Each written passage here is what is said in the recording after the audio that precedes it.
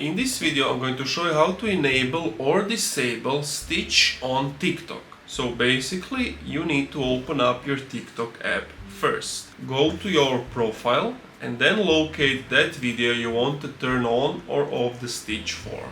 Then click on the bottom right on these three dots, scroll from left to the right until you see privacy settings, and then if you want to allow people to stitch with your video, then this feature needs to be turned on or basically on the right side. If you leave it on the left side where it's gray like so, they won't be able to stitch your video.